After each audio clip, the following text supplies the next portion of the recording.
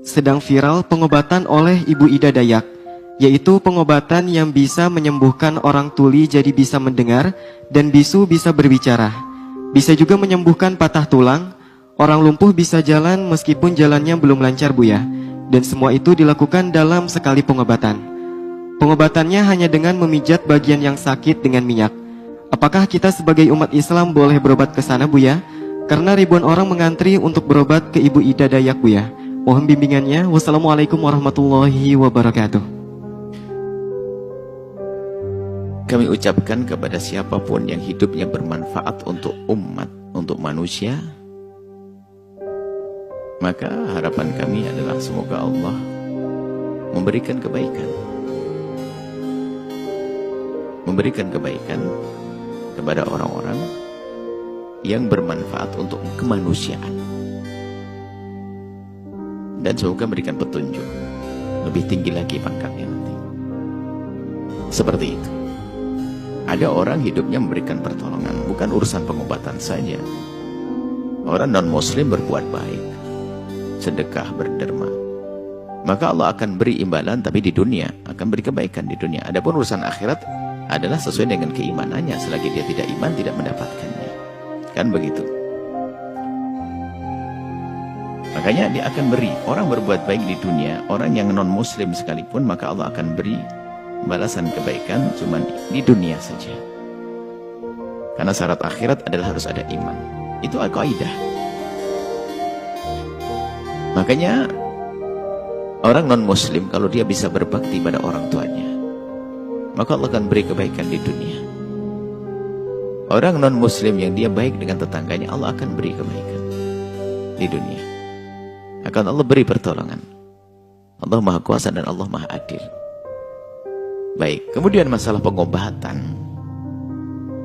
Pengobatan itu termasuk bagian yang memberikan kemanfaatan.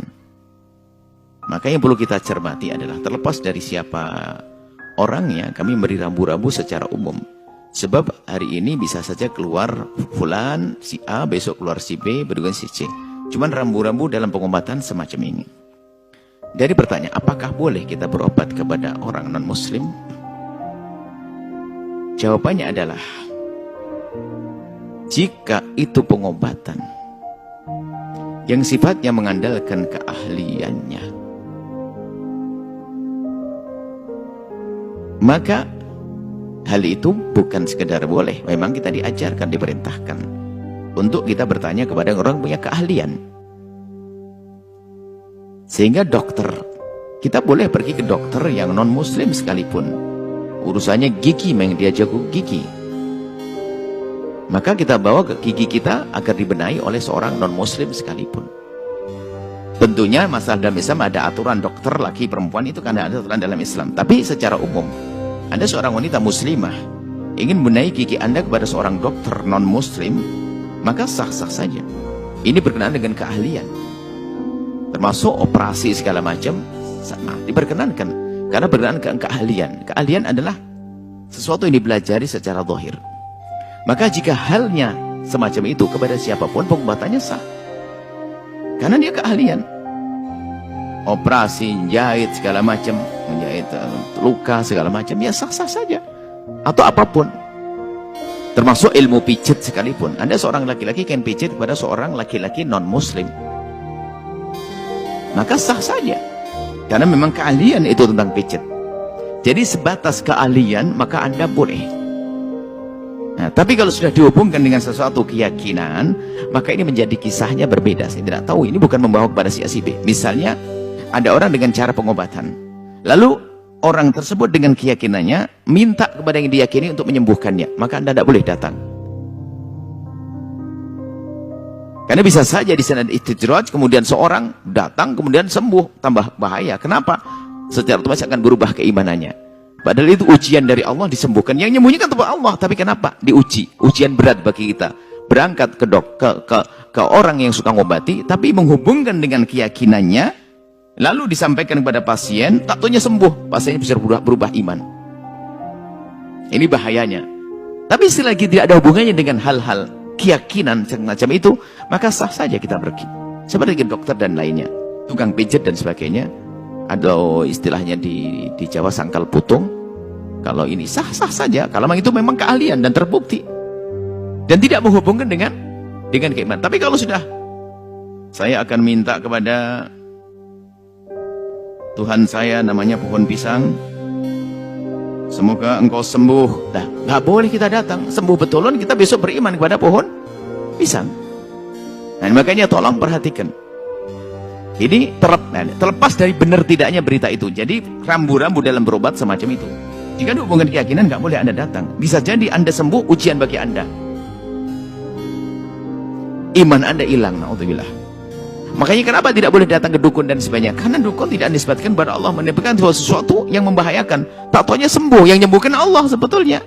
Cuman melalui, jadi Allah memberikan rizki, memberikan pengobatan, bisa saja melalui cara benar, melalui cara tidak benar. Allah memberikan kekayaan pada seseorang, ada dengan cara dagang jujur, ada dengan cara ngerampok. Bisa kaya orang merampok, bisa. Tapi kaya yang ngerampok. Koruptor bisa kaya, kaya korupsi. Jadi bisa saja rizki itu Allah berikan kepada manusia dengan cara benar, dengan cara yang baik, dengan cara yang jelek. Termasuk pengobatan bisa saja ujian. Diuji oleh Allah dengan berobat dengan cara yang haram, naudzubillah. Cara yang tidak benar atau cara benar.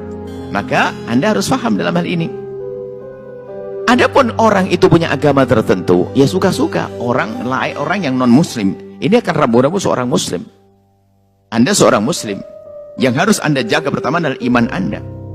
Makanya kenapa datang pedukunan itu? Karena dukun yang sesungguhnya, yang mempercayai tentang hal aneh-aneh begitu, itu bahaya. Sudah kita datang ke sana, lalu berubah keyakinan kita.